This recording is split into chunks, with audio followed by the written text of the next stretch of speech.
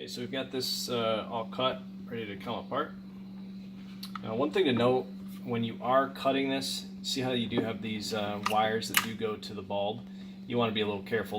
Don't go too far in so you don't nick those wires or cut through them.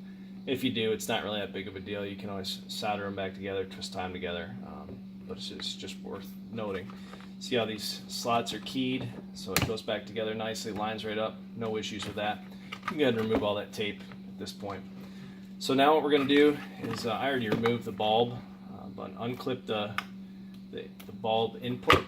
You can leave the bulb in there. Unhook your bi-xenon shutter, and now we can see the projector. The other thing too, when you're working on this, just be mindful that you want to keep things clean. I try to keep the headlight up and down, not this way, because if you do create any sort of debris, it is going to fall straight down. It will end up in the light. You can always shake things to get it back out if you do lose it, so don't panic if you drop a screw or something like that. But I do try to keep it upright. So we're going to go ahead and remove these things here.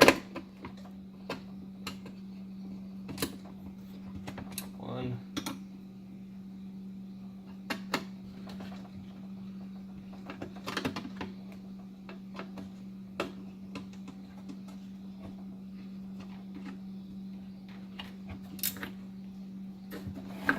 These ones are a little harder to get to, but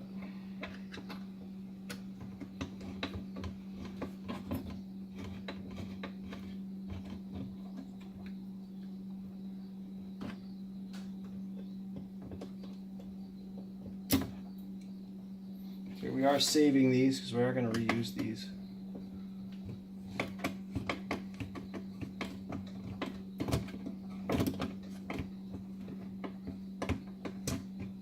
And there we go.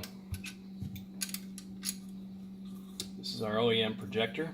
You can see the bowl is much smaller than the upgraded one. The lens has got a Fresnel effect to it, which creates a not so crisp cutoff line, but that's your OEM projector. Set it off to the side.